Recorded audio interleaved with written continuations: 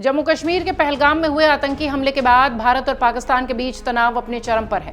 आतंक के पनाहगार पाकिस्तान को जवाब देने के लिए पूरी तरह से तैयार हैं। सेनाएं अलर्ट मोड पर हैं। जमीन से लेकर आकाश तक, पानी से लेकर हवा तक, सब जगह भारत ने अपना सुरक्षा घेरा मजबूत कर लिया है।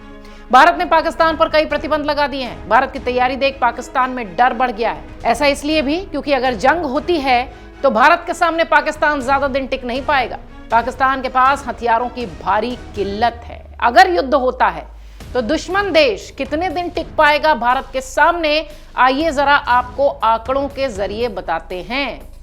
भारत से बढ़ते तनाव के बीच पाकिस्तानी सेना इन दिनों एक और संकट से जूझ रही है। बताया जा रहा है कि पाकिस्तानी तोपों में इस्तेमाल होने वाले गोला बारूद की भारी कमी है पड़ोसी देश के पास। पाकिस्तान के पास अब सिर्फ 96 घंटे यानी मात्र 4 दिनों तक ही युद्ध लड़ने के लिए तोपों का गोला बारूद मौजूद है। रॉकेट सिस्टम को भी चलाने के लिए गोला बारूद जो है वो सिर्फ 4 दिनों का बचा है। यह स्थिति उसके लिए खासतौर पर खतरनाक है क्योंकि पाकिस्तान की सैन्य नीति भारत के मुकाबले तेजी से मोर्चा संभालने पर आधारित है। इसके लिए 155 मिलीमीटर के गोले और 122 मिलीमीटर के रॉकेट की जरूरत होती है, जो कि अब स्टॉक में ही नहीं।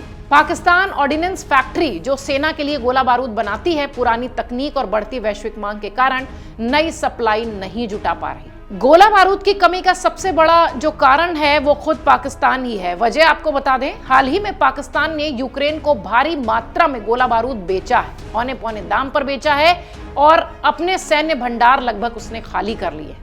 उसकी सेना अब खाली भंडार और कमजोर रक्षा के साथ खड़ी है। पाकिस्तान की आर्थिक स्थिति भी ऐसी नहीं है कि वो गोला बारूद बना सके। महंगाई अपने चरम पर है, वहां पर कर्ज बढ़ता दिख रहा है, विदेशी मुद्रा भंडार तेजी से घट रहा है। इसका असर सेना पर भी दिख रहा है। राशन में कटौती हो रही है, सैन्य अभ्यास रोके जा रहे हैं, ईंधन की कमी के कारण युद्धाभ्यास स्थगित किए जा रहे हैं। उसके बावजूद भी पाकिस्तान गीदड़ भपकियां दे रहा है कि हमारे पास तो परमाणु हथियार है, गोला बारूद का संकट है इसके पास। इसके बावजूद पाकिस्तान के नेता गीदड़ भपकियां देने से बाज नहीं आ रहे हैं। तनाव बढ़ने के पीछे का सबसे बड़ा कारण यही है। एक और जहां हथियारों की किल्लत है, दूसरी ओर पाकिस्तानी राजदूत कहते हैं कि अगर नई दिल्ली अपने पड़ोसी पर हमला करता है तो इस्लामाबाद परमाणु हथियारों सहित अपनी पूरी ताकत का इस्तेमाल करेगा। हालांकि वो शायद ये भूल गए हैं कि उनके देश पाई पाई को तरस रहे हैं। उनकी खुद की आवाम आटे पानी के लिए जद्दोजहद कर रही है। इससे पहले पाकिस्तानी मंत्री हनीफ अब्बासी, अताउल तरार, रक्षा मंत्री ख्वाजा आसिफ भी हमले की गीदड़ भपकियां दे चुके हैं, तब जबकि अपने घर में खाने को नहीं है, गोला बारूद नदारद है। उसके बावजूद वो भारत जैसे देश को बताते हैं कि उनके पास परमाणु हथियार है। पाकिस्तान इस कदर घबराया हुआ है कि लगातार संघर्ष विराम का वो उल्लंघन कर रहा है। 11 दिन से लगातार पाकिस्तानी चौकियों से गोलाबारी की जा रही है। भारतीय सैनिक गोलाबारी का मुंहतोड़ जवाब दे रहे हैं। इसके अलावा उसने शनिवार को भी अपनी जमीन से जमीन पर मार करने वाली अब्दाली मिसाइल का परीक्षण करने का दावा किया। इस मिसाइल की रेंज 450 किलोमीटर की है। इतना ही नहीं, पाकिस्तान ने अपने फाइटर जेट्स को फॉरवर्ड एयरबेस पर भी तैनात किया है और उसके विमान लगातार निगरानी कर रहे हैं।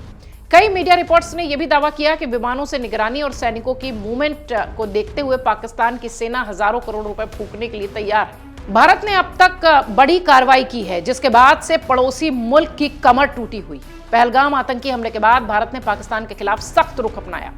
भारत ने पाकिस्तान के साथ राजनयिक संबंधों को लगभग खत्म कर दिया है। सिंधु जल संधि को निलंबित कर दिया, पाकिस्तानी नागरिकों का वीजा रद्द कर दिया, पाकिस्तानी एयरलाइंस बंद कर दी गई। इसके साथ ही भारत ने पाकिस्तान से प्रत्यक्ष और अप्रत्यक्ष आयात, इंपोर्ट को तुरंत प्रभाव से बंद कर दिया। इसके साथ ही पाकिस्तान से आने वाले डाक पार्सल पर भी फिलहाल रोक लग गई। भारत ने पाकिस्तान का झंडा लगे जहाजों को भी भारत के बंदरगाहों पर रोकने की इजाजत नहीं दी है। ये सब तब हुआ है जब 22 अप्रैल को आतंकवादियों ने जम्मू कश्मीर के बैसरन घाटी में घूमने आए पर्यटकों को गोली मार दी, उनकी निर्मम हत्या कर दी।